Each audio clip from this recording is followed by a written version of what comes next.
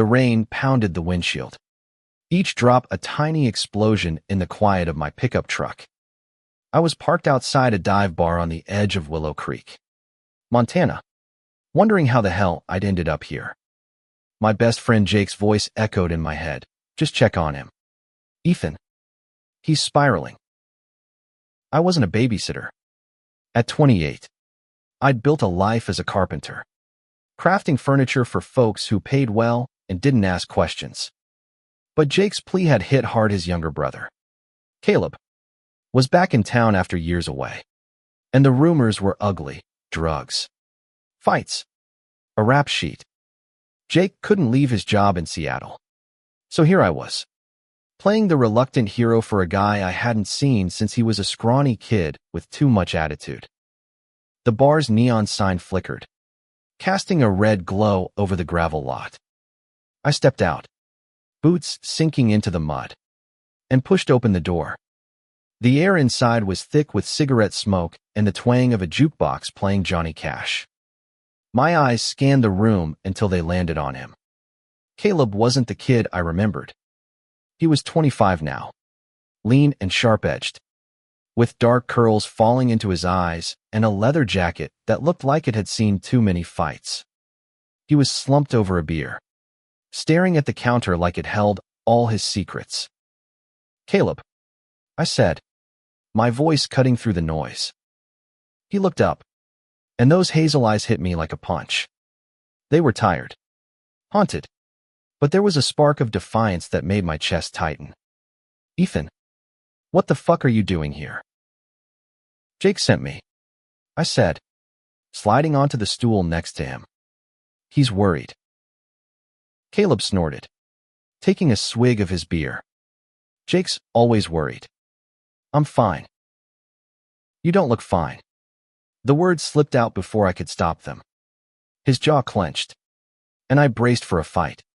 But instead, he laughed a bitter, hollow sound that made me want to fix whatever was breaking him. "I don't need a savior," he said, but his voice cracked, betraying him. I leaned closer, ignoring the way my heart kicked up a notch. "Maybe not, but I'm here anyway." That night, I didn't know what I was signing up for. I didn't know that helping Caleb would unravel everything I thought I knew about myself. All I knew was that those eyes, that laugh, that broken edge of him, it was already pulling me in. The next morning, I found myself at Jake's old family diner, a place that hadn't changed since we were kids sneaking fries after school. Caleb had agreed to meet me, though I half expected him to bail. When he walked in, the morning light caught the bruise on his cheekbone, and I felt a surge of anger I didn't understand. Who'd hurt him? And why did I care so much? "Rough night?" I asked, pushing a coffee toward him. He shrugged, sliding into the booth. "Got into it with some guy at the bar after you left. No big deal." "No big deal." I leaned forward, my voice low. "You're gonna get yourself killed, Caleb." He smirked, but it didn't reach his eyes. "Worried about me? Ethan, that's new."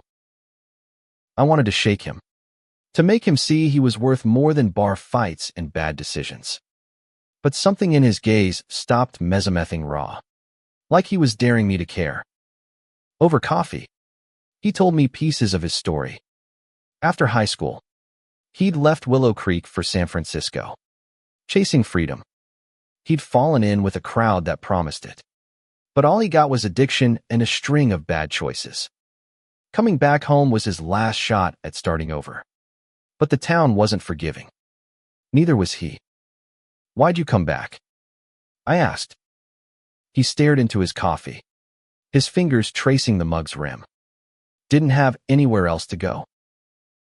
The vulnerability in his voice hit me hard. I wanted to reach across the table, to tell him he wasn't alone.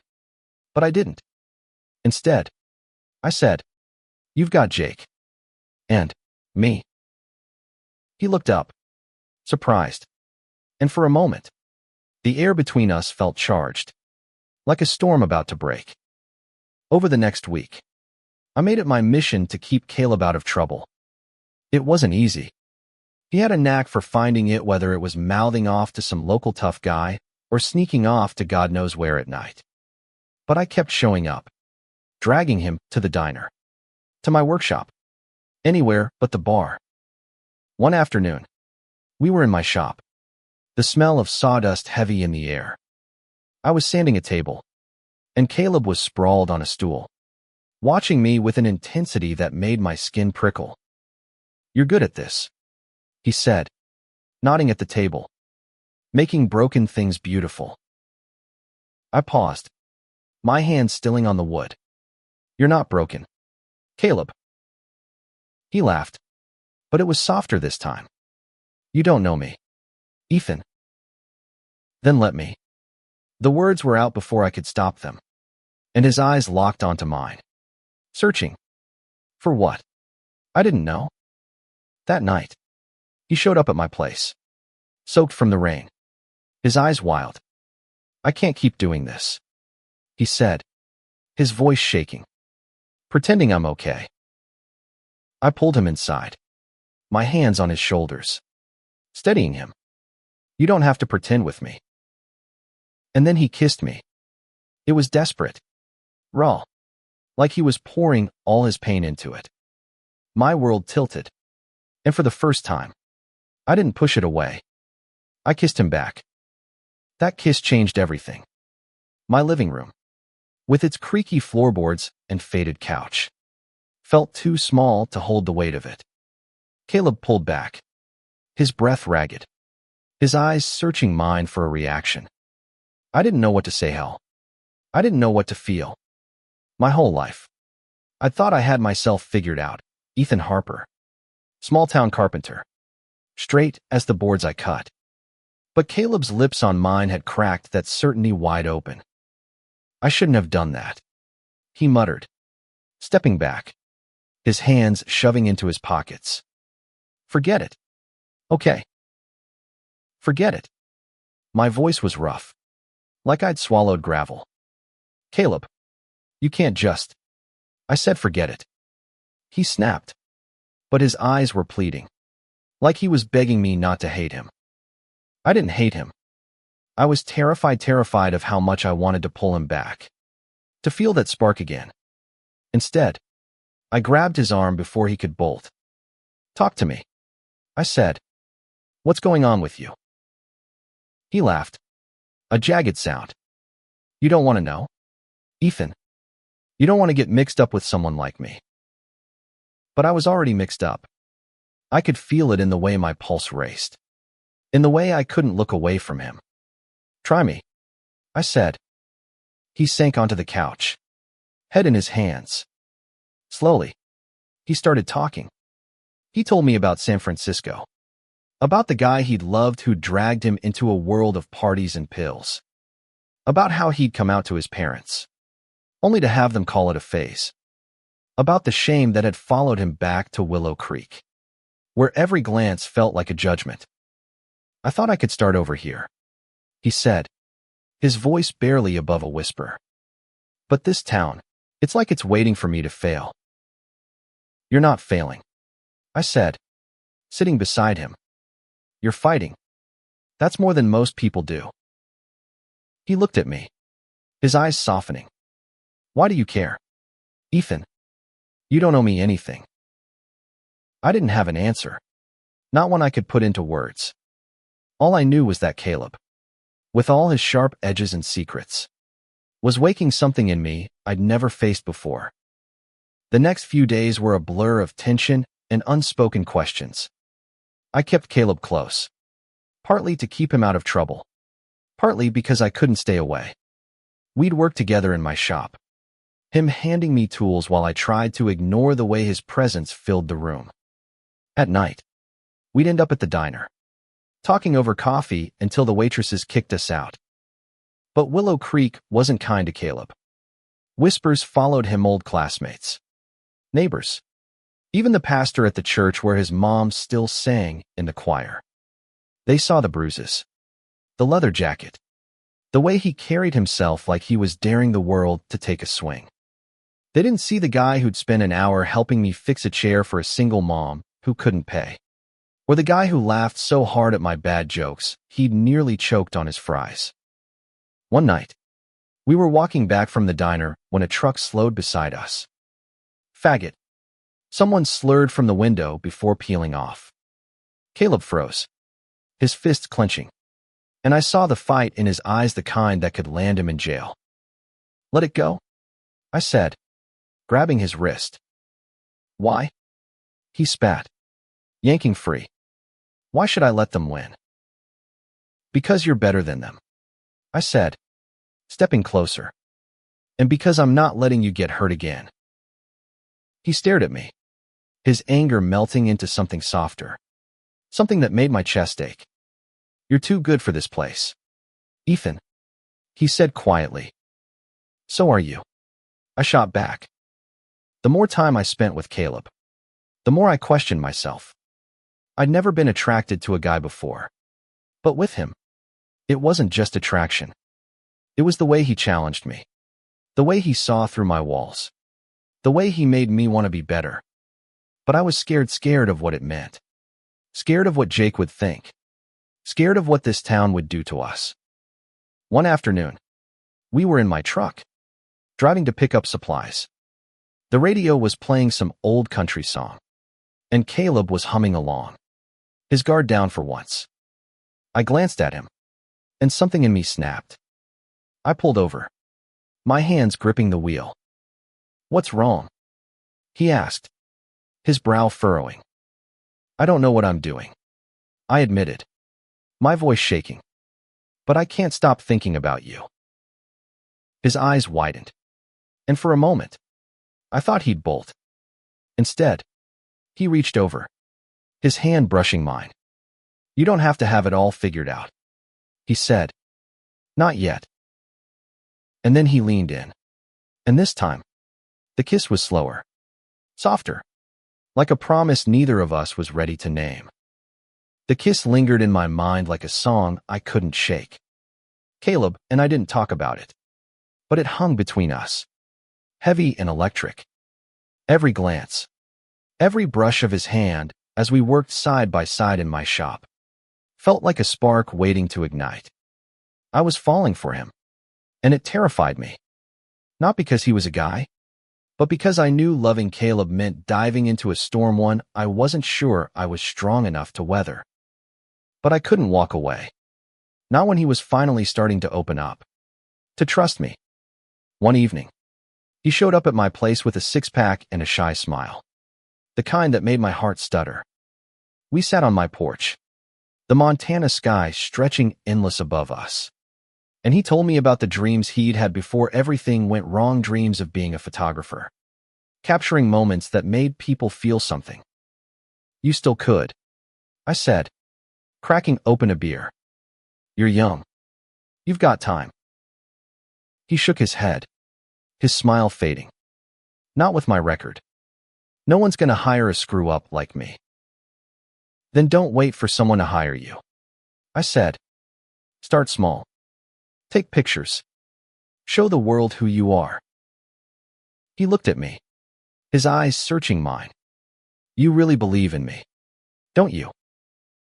"Someone's gotta," I said, nudging his shoulder. He laughed, and for the first time, it felt real, like he was letting himself hope. That night, we stayed up until the stars faded, talking about everything and nothing. I didn't kiss him again, but I wanted to. God, I wanted to. The next week, things got complicated. Jake called, his voice tight with worry. "How's Caleb doing? You keeping him out of trouble?" I hesitated, my stomach twisting. I hadn't told Jake about the kiss, about the way my feelings for Caleb were spiraling out of control. "He's trying," I said finally. "He's got a lot to figure out. Keep an eye on him, Ethan," Jake said. "I don't know what I'd do if he went off the rails again." Guilt gnawed at me. Jake was my best friend, the guy who'd had my back since we were kids. But every time I looked at Caleb, I felt like I was betraying him and myself. Then there was the town. Willow Creek was small, and gossip spread like wildfire. Someone had seen us together too often, lingering too long. The whispers started first at the diner, then at the hardware store. Ethan's spending a lot of time with that troublemaker, they'd say, their eyes narrowing. I ignored them, but Caleb didn't. They're talking about us, he said one night, his voice low as we sat in my truck. You know what they're saying. Let them talk, I said, but my voice wasn't as steady as I wanted it to be. He turned to me, his eyes fierce. You don't get it, Ethan. This isn't just talk for me. It's my life. If they find out he stopped, swallowing hard. If they find out about me, it's over. I'm done here. I reached for his hand, my heart pounding. You're not alone in this, Caleb. Not anymore. He didn't pull away, but the fear in his eyes stayed. A few days later, Caleb showed up at my shop with a camera and old Canon he'd found in a thrift store. His face lit up as he showed me the first photos he'd taken, the diner at sunrise, a stray dog on Main Street, the mountains glowing under the dawn. They were raw, real, and beautiful, just like him. You're good, I said, scrolling through the shots. Really good. He blushed, a rare crack in his usual bravado. You think so? I know so. I handed the camera back, my fingers brushing his. You should keep going. Make a portfolio. Show the world what you see. For the first time, I saw hope in his eyes, real hope. Not the fleeting kind. But it didn't last. That night, someone slashed his tires outside the diner. No note. No proof. But we both knew why. They're not going to let me be anything but the screw-up, he said, his voice shaking as we stared at the damage. Then prove them wrong, I said, stepping closer. Show them who you really are. He looked at me, his eyes burning with something I couldn't name. And what about you, Ethan? Who are you in all this? I didn't have an answer. Not yet. The slashed tires were a warning. But Caleb didn't back down. If anything, it lit a fire in him.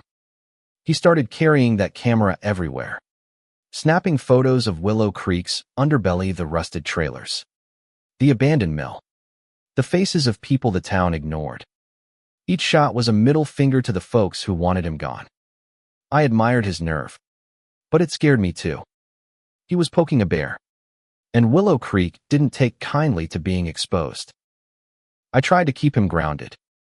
We'd spend evenings in my shop, him editing photos on my old laptop while I worked on a custom bookshelf.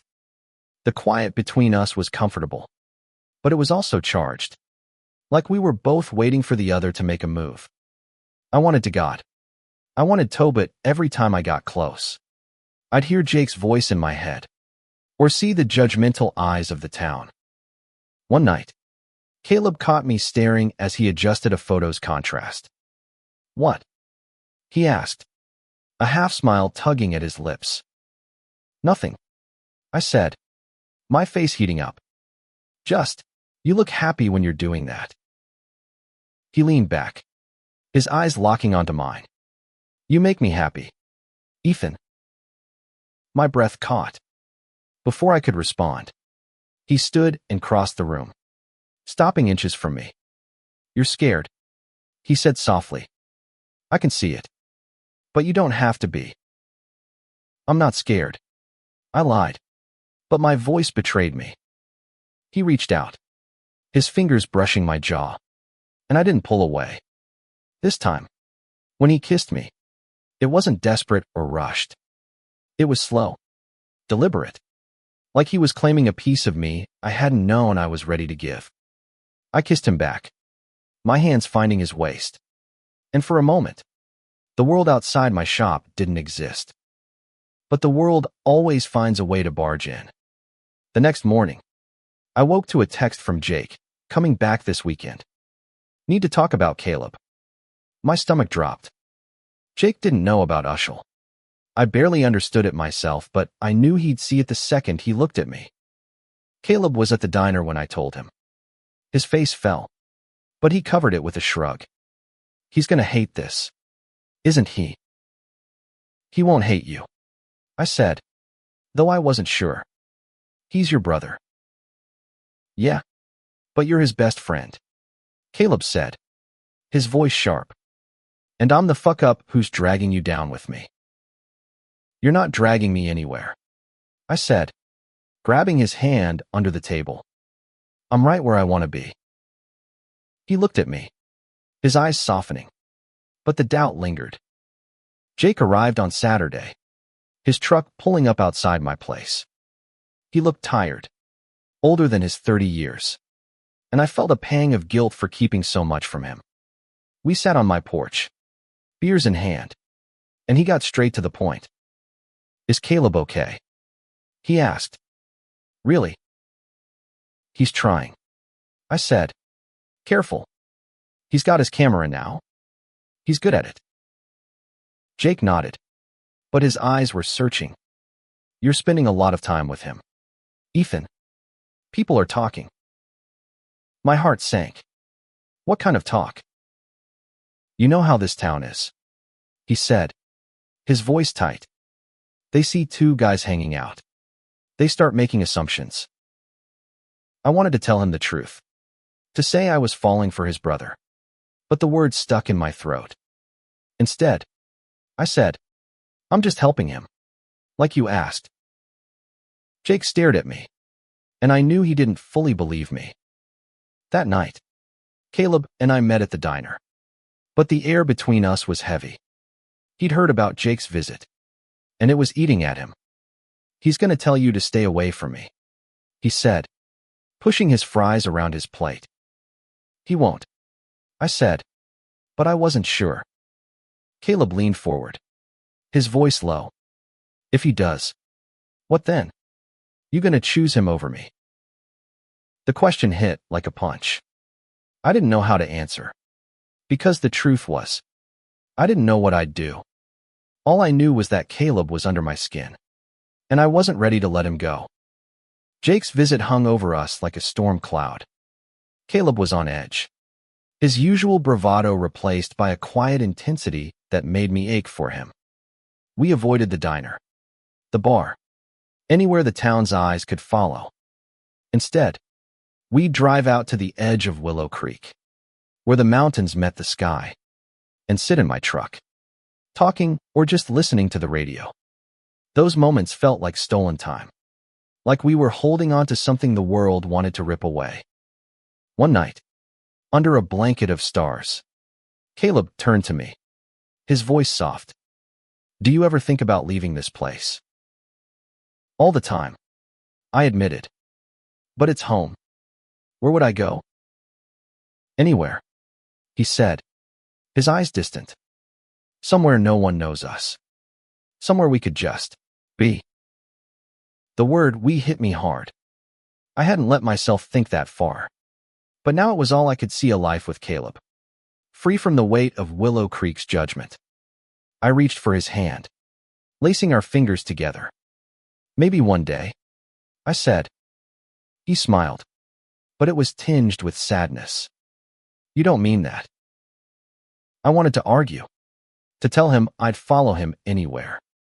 But Jake's voice was still in my head, and so was the town's. The next day, trouble found us. I was in my shop when Caleb burst in, his face pale, his camera clutched to his chest. They smashed it, he said, his voice shaking. The gallery downtown.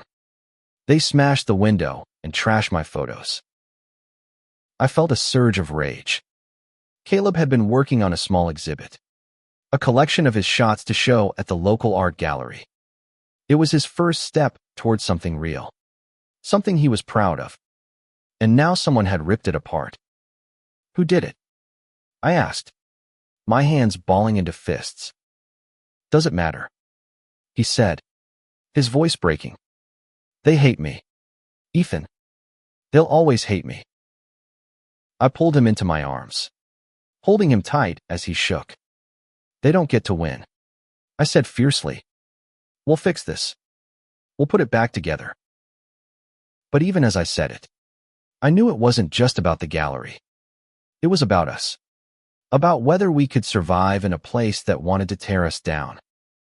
Jake showed up that evening, his face grim. I heard about the gallery, he said, standing in my doorway. Is Caleb okay? He's shaken, I said, stepping outside to meet him. But he's tough. Jake nodded, but his eyes were sharp.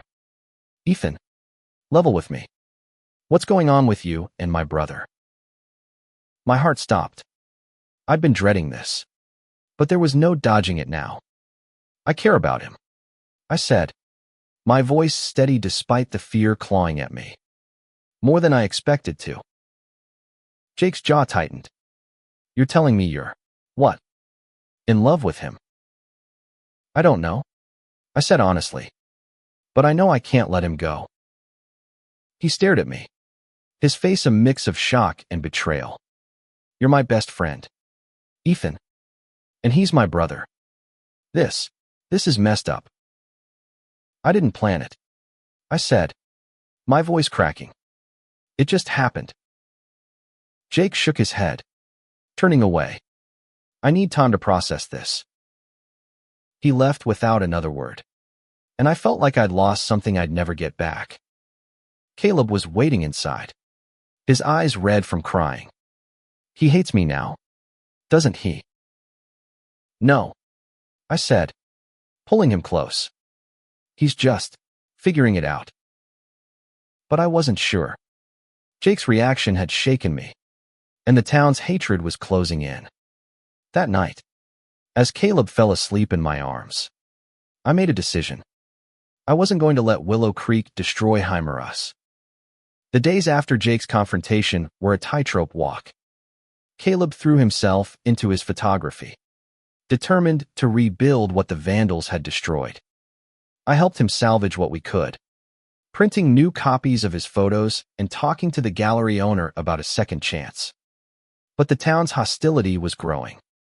Graffiti appeared on the gallery wall, slurs, threats, aimed at Caleb. Each one was a knife to my heart, but he refused to let it break him. I'm not running, he told me one morning, his jaw set as we scrubbed the paint off the brick. Not this time. I admired his fire, but it scared me too. Willow Creek wasn't just a place, it was a machine, grinding down anyone who didn't fit. And Caleb, with his defiance and his truth, was a direct challenge to it. That afternoon, we took a break and drove to the lake, a quiet spot where we could breathe. Caleb snapped photos of the water, the trees, the way the light hit my face. You're photogenic, he teased, his smile lighting up something inside me. Shut up, I said, laughing, but I let him keep shooting. For the first time in days, we felt free, like the world couldn't touch us. But it could. When we got back to town, my truck's windshield was smashed, a brick lying in the driver's seat. No note, but the message was clear. They know, Caleb said, his voice hollow. About us. I wanted to deny it, to say it was just about him, but I knew he was right. The town had seen the way I looked at him, the way I stayed by his side, and they hated us for it. That night, I called Jake. I couldn't keep avoiding him. We need to talk, I said when he picked up. About Caleb, he asked, his voice guarded. About me, I said, and him. We met at the diner, the same booth where Caleb and I had spent so many nights. Jake looked at me like he didn't know me anymore. You're really doing this? He asked. You're choosing him over everything else. I'm not choosing him over you, I said, my voice shaking. But I can't pretend this isn't real. Jake leaned back, his eyes hard. You know what this town will do to you. To both of you. I know, I said. But I love him. Jake.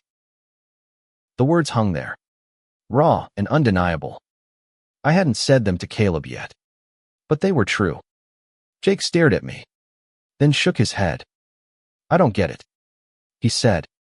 But he's my brother. If you hurt him, Ethan, I'll kill you. It wasn't acceptance, but it was a start. Caleb was waiting at my place when I got back. He looked wrecked, his camera sitting untouched on the table.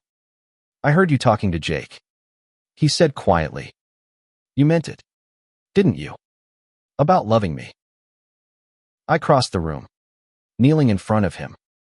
Yeah, I said, my voice rough. I meant it.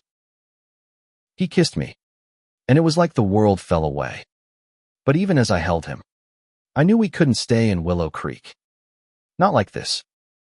Loving Caleb was like holding fire, beautiful, dangerous, and impossible to let go. We tried to keep our heads down, to focus on his photography and my work. But the town's hatred was relentless. Anonymous notes started showing up at my shop. Ugly words scrawled in black ink. Caleb's photos were stolen from the gallery again, and someone spray-painted a slur across my truck. Each attack chipped away at us. But we held on to each other, to the fragile hope that we could outlast the storm. One night, Caleb showed me a new photo, a shot of us at the lake. My face half lit by the setting sun. My eyes on him. This is my favorite, he said, his voice soft. Because it's you. I pulled him close, my heart aching. We can't stay here, can we? He didn't answer, but his silence said enough. The breaking point came a week later. We were at the diner, sharing a booth, when a group of guys walked in, locals I'd known my whole life. They saw us, saw the way my hand brushed Caleb's, and their faces twisted with disgust. Faggots. One of them spat, loud enough for the whole diner to hear. Caleb's jaw clenched, but I grabbed his arm before he could stand. Don't, I whispered. They're not worth it. But they weren't done. One of them, a guy named Travis, stepped closer, his voice dripping with venom. You think you can just waltz in here and ruin this town? We don't want your kind here. I stood, putting myself between him and Caleb. Back off, Travis, I said, my voice low but steady. He laughed, shoving me. Or what? Ethan, you gonna protect your boyfriend? The word hit like a slap, but I didn't flinch. Yeah, I said. I am. The diner went quiet, every eye on us. Caleb stood, his hand on my shoulder, and for a moment, I thought it would end there. But then Travis swung, and everything went to hell. We got out of there, bruised but standing. Caleb's lip was split, and my knuckles were bloody. But we were alive. We drove to my place, the silence between us heavy with what we both knew. Willow Creek wasn't safe for us anymore. I'm sorry, Caleb said, his voice breaking. I dragged you into this. No, I said, cupping his face. You woke me up. I was sleepwalking through my life before you. He kissed me, and it was desperate, like he was trying to hold on to something slipping away. What do we do now? He asked. We leave, I said, the word surprising even me. We start over. Together. His eyes searched mine, and for the first time, I saw hope there, real, unshakable hope. Leaving Willow Creek wasn't easy. I'd spent my whole life there, built my business from nothing, made a home in its quiet streets. But it wasn't home anymore, not for Caleb, and not for me. We packed what we could fit in my truck, my tools, his camera, a few clothes, and the photos he'd salvaged. The rest we left behind, like shedding a skin that no longer fit. Jake came to see us off.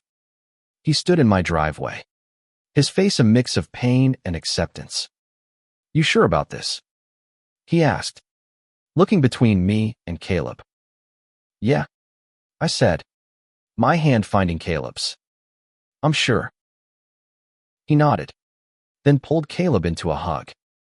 Don't be a stranger, he said, his voice thick. Caleb hugged him back, his eyes shining. I won't. Jake turned to me, his expression softening. Take care of him, Ethan. I will, I promised.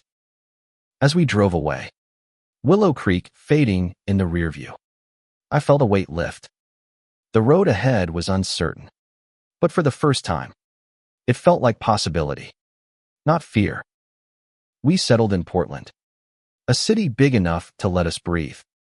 I found work as a carpenter, and Caleb started submitting his photos to galleries. They were good, better than good, and slowly.